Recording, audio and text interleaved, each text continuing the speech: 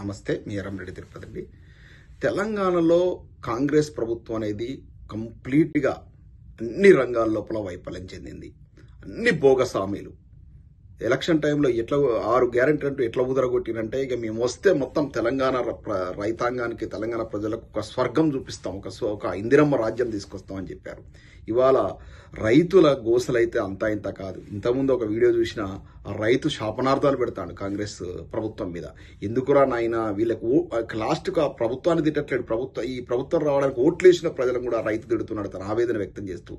ఎంత మంచిగా ఉండే నాయన 10 ఏళ్ళు, ఎందుకురా నాయన ఇది పనికిమాల గవర్నమెంట్ తీసుకొచ్చి పెట్టిరు అని ఆడ బీడుపడ్డటువంటి భూములు, మా నార్లు మొత్తం ముదిరిపోతున్నాయి, నాటేద్దామంటే నీటి చుక్క లేదు, కాళేశ్వరం అని చెప్పి 2 పిల్లర్లు ముగినని చెప్పి కాళేశ్వరం ప్రాజెక్టు పండబెట్టి మా పొలాలు ఎట్లా ఎండబెట్టిరు చూడండి ఈ దిక్కుమాల కాంగ్రెస్ ప్రభుత్వం అని చెప్పి శాపనార్థాలు పెడుతున్నాడు. అతని బాధ వర్ణాతీతం. అతనితోనే ఎవరో చెప్పించింది కాదేం లేదు, జస్ట్ నెత్తి మీద ఒక తట్ట పెట్టుకొని పోతూ పొలానికి పోతూ ఆయన ఆవేదన వ్యక్తం చేస్తుంటే ఎవరో రికార్డ్ చేసి పెట్టారు. అది చూస్తే అందులో మొత్తం ఎక్స్ప్లెయిన్ చేసిండు. కాంగ్రెస్ ప్రభుత్వ వైఫల్యాలు కంటికి ఇట్లా కళ్ళ ముందు కనపడుతున్నాయి. కాళేశ్వరం ప్రాజెక్ట్ రావడంతోనే, ఎందుకంటే వీళ్ళు 6 గ్యారెంటీలు అనేది వీళ్ళు అమలు చేయలేమనేది వాళ్ళకి తెలుసు, బోగస్ హామీలని. ఆ హామీలను ప్రపంచంలో అడుగుతారు కదా, నువ్వు రాగానే 4,000 ఇస్తారన్నావు ఎక్కడ బాయ్, నువ్వు రాగానే కేసీఆర్ గారు ఇచ్చినట్టు కళ్యాణ లక్ష్మిలో ₹1,00,000 తోడు తులం బంగారం ఇస్తున్నావు ఎక్కడ బాయ్, మన ఉమెన్స్కి 2,500 రూపాయలు ఇస్తున్నావు ఎక్కడ బాయ్, ఫీజు రియంబర్స్మెంట్లు ఇస్తా అని చెప్పినావు ఎక్కడ బాయ్, ఒకటా రెండా ఎన్ని హామీలు. ఎకరాకు కేసీఆర్ గారు ఇచ్చే రైతు బంధు సరిపోవట్లేదు, నేనైతే 15,000 ఇస్తా అని చెప్తే ఎక్కడ బాయ్, ఇవన్నీ అడుగుతారు కదా, గల్లా బట్టి అడుగుతారు కదా. వాటిని ఓవర్ కౌంట్ చేయడం రావడంతో కాళేశ్వరం మీద ఒక కమిషన్ వేసుడు, ఏది మన ఫార్ములా 1 అని కేటీఆర్ గారి మీద ఒక కేసు ఫైల్ చేస్తామని అడావిడి అంతా ఇంత కాదు. ఇక టెలిఫోన్ ట్యాపింగ్ అయితే కుంభకోణం, అది పెద్ద ఇక మొత్తం ఆకాశం మొత్తం ఊడికి మొత్తం నేల మీద పడ్డట్టు ఇక అన్ని టీవీ ఛానల్, ముఖ్యంగా పచ్చ మీడియాలో రోజు కేసీఆర్ గారిని, కేటీఆర్ గారిని, హరీష్ రావు గారిని, ఇక కొంతమంది క్యాబినెట్ మినిస్టర్లు అయితే, ఇక కొండా సురేఖ లాంటి వాళ్ళు అయితే కేటీఆర్ గారి వ్యక్తిగతంగా కేటీఆర్ గారి మీద దాడి చేసే పరిస్థితి పట్టుకొచ్చారు. ఫోన్ ట్యాపింగ్ అడ్డం పెట్టుకుని లాస్ట్కు అదే ఫోన్ ట్యాపింగ్ వివరాలతో తోటి క్యాబినెట్ మంత్రుల యొక్క ఫోన్ ట్యాపింగ్ చేసినట్టుగా రేవంత్ రెడ్డి గారే ఇరుక్కున్నట్టు మనం వార్తలు చూస్తున్నాం. సాక్షాత్ రేవంత్ రెడ్డి గారే ఫోన్ ట్యాపింగ్ అనేది పెద్ద నేరవే కాదన్నట్టుగా చెప్పాడు. అంటే చూడండి, వీళ్ళు ఈ యొక్క హామీలు అనేటువంటి బోగస్ హామీలు అమలుపరచలేం కాబట్టి వాటి నుంచి ఓవర్కమ్ కావడం కోసం ఇవన్నీ చర్చనీయాంశాలు చేస్తున్నారు. పనికి మాలినటువంటి ఒక కాళేశ్వరం కమిషన్ అనేది ఒక కమిషన్ వేసి ఏం తేల్చింది కాళేశ్వరం కమిషన్, దాంట్లో ఏం చెప్పారు? అవును, కేసీఆర్ గారు చెప్పినట్టే ప్రాజెక్టు నడిచింది అన్నారు. అవును, ఏదైనా కూడా ముఖ్యమంత్రి ఒక ఆలోచన వస్తుంది, ఒక విజన్ ఉంటుంది, ఆ విజన్ ఎక్స్ప్రెస్ చేస్తాడు అధికారుల ముందు. అధికారులు ఏం చేస్తాడు, దానికి సంబంధించి రూట్ మ్యాప్ చేస్తారు. కాంట్రాక్టర్లో నామినేషన్ పద్ధతిలో కాంట్రాక్టర్ల సెలక్షన్ జరుగుతుంది. అది జరిగింది. ఈ ప్రతి సిస్టంలో ఒక 10% ఎర్రర్ అనేది ఉంటుంది. ఎన్నో ఆడ యాక్ట్ ఆఫ్ గాడ్ కావచ్చు, ఏదైనా కావచ్చు, 2 పిల్లర్లు కుంగినాయి. మొత్తం కూడా కొన్ని వందల పిల్లర్లలో ఒక 2 పిల్లర్లు కుంగినాయి.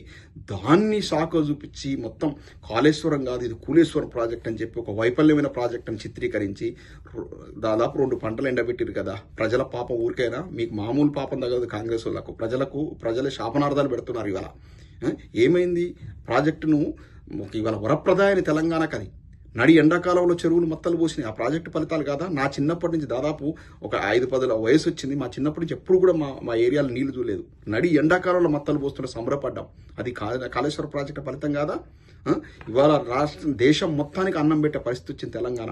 అంటే అంత రైస్ బౌల్ ఆఫ్ ఇండియాగా మారింది. ఎంత ఒడ్లు ఎక్కడ చూసినా ఒడ్ల రాసులే రోడ్ల మీద రైతులు పండించినాయి. ఎండబెట్టడానికి పోతే మేము పోతున్నప్పుడు కాన్స్టిట్యున్సీ తిరుగుతుంటే ఎక్కడ చూసినా ఒడ్లే. అంత ఈల్డ్ ఎట్లొచ్చింది, అంత ప్రొడక్షన్ ఎట్లొచ్చింది? ఇవన్నీ కాళేశ్వర ఫలితం కాదా?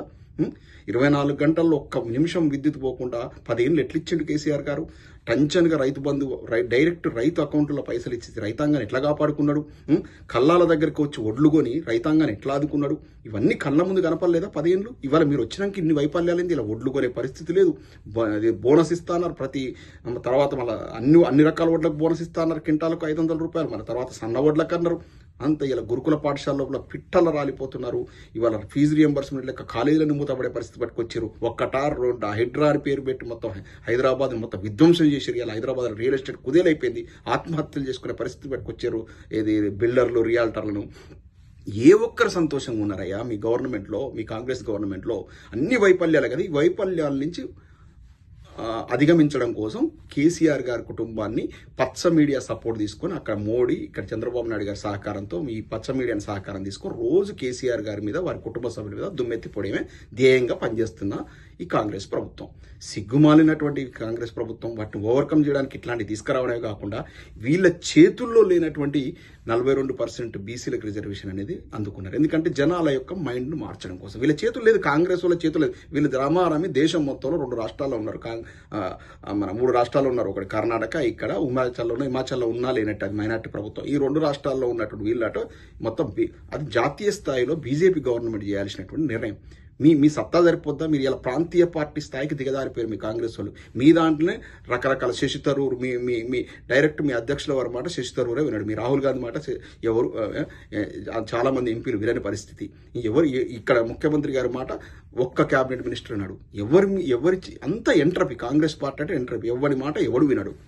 ఇవాళ ఎవరి దారి వాళ్ళదే. తెలంగాణలో రాజ్యం ఎట్లుందో దేశవ్యాప్తంగా కాంగ్రెస్ పార్టీ పరిస్థితి అట్నే ఉంది. మీరు పోయి రిజర్వేషన్ సాధిస్తారు, మీరు పోయి పోరాటాలు చేస్తారు. మీ చేతుల్లో ఉన్న మీరు ఇచ్చిన హామీలు 6 గ్యారెంటీలు అమలు చేయండి. ఇక్కడ ఫస్ట్ అవి చేసిన తర్వాత 42% రిజర్వేషన్ అంశాన్ని మీద పోరాటం చేయండి, చేస్తూ పోరాటం చేయండి. ఓకే, మీరు మీ చేతుల్లో ఉన్న పనులు చెయ్యరు. మీ చేతుల్లో లేని అంశాన్ని పట్టుకొని ఢిల్లీలో పోయి ఉదరగొట్టుడు మేము పెద్ద పోరాటం చేస్తామని చెప్పుడు మీ వల్ల ఏదన్నా అవుతుందా? ఎవడన్నట కూట్లో రాయి తీయలు అంటే ఏట్లో రాయి తీస్తారన్నట్టున్నది. మీ వల్ల ఏమవుతుంది? ఒక ప్రాంతీయ పార్టీ స్థాయి కంటే హీన స్థాయికి దిగజారిపోయింది మీ కాంగ్రెస్ పార్టీ. ఇంకా వచ్చే ఎన్నికలు ఈ 2 రాష్ట్రాల్లో కూడా బీకినట్టు. ఇంకో 20 ఏళ్ల వరకు తెలంగాణలో అయితే కాంగ్రెస్ అయితే రాదు. అన్ని రకాలుగా వైఫల్యం చెందినటువంటి ఈ యొక్క వైఫల్యాలను కప్పిపుచ్చుకోవడం కోసం ప్రతిసారి తెర మీదకి ఒక కొత్త అంశాన్ని తీసుకొచ్చేసి హడావుడి చేయడం.